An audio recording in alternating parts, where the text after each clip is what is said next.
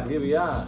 We're planning to create a TV cabinet. We've got some hardwood here and we've got our plans, very precise plans. The measurement's been worked out and I don't have much more spare material, so each cut I've got to measure twice, cut once.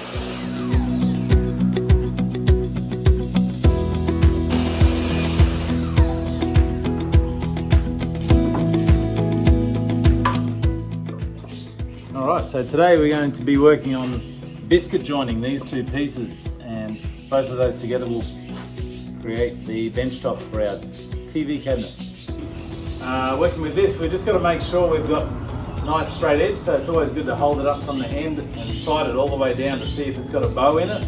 That one looks pretty good. And we're also looking for the grain of the timber, trying to match the grain. So before we join it up, trying to decide on which side is the best side to join together. Slot cutting machine, biscuit joiner. Okay, when I press that into the side of the material, it cuts a little arc shape, and the arc shape joins up with the biscuit. And always using the biscuit from the same face down. Okay, that depth might be 15 millimeters, and the same face down on here, and that'll make sure that the biscuit lines up. Alright, so we're joining the biscuit joins together with this Tight Bond 3 Ultimate Wood Glue. Okay, and plenty of glue on the inside, bit of extra glue for each of the biscuits, and a little bit running along that edge. Make sure to have a cloth nearby, just to make it a little bit easier for tidying up. And then we're joining it together. We're using our sash clamps.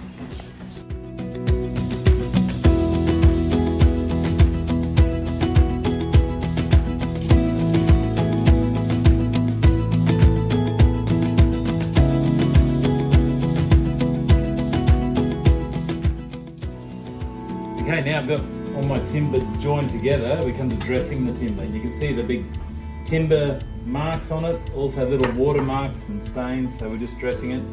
The first one we're using is a 80 grit. So you can see the sizes. Make sure to look at your belt sander. This one's a 76 by 610 belt, so make sure that that lines up, 75 millimeters by 610. And the other thing to look out for is the direction of the belt. So you can see the directional arrow. The belt goes in that direction. Make sure it lines up with this arrow here, okay?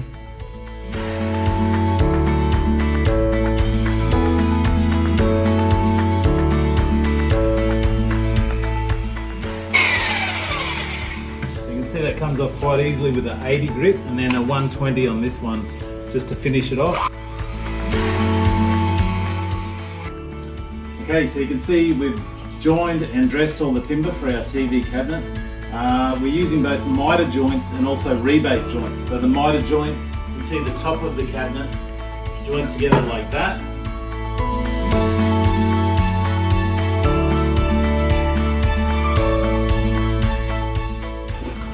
I want the rebate to be 10 millimeters deep, so I'm just measuring between the plate and the bottom of the saw blade at 10 millimeters, and then running a series of saw cuts through.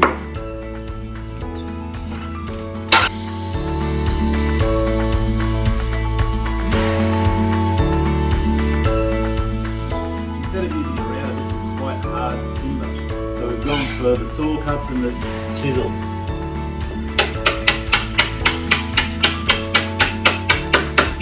Depends on how much detail you go to. We've cleaned this one out. It doesn't really matter what's on the inside as long as these two edges are neat. If you do want to remove some risers in the middle, you could put a little bit of sandpaper on there and get rid of any imperfections.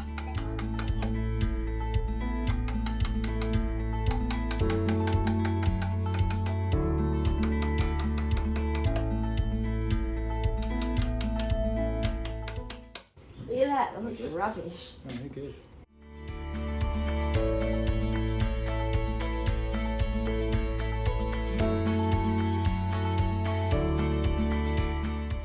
So we are using batten screws, quite a heavy duty construction, but I'm going to just finish it off with little bits of dowel. So I'll be gluing that in to cover up the batten screw position.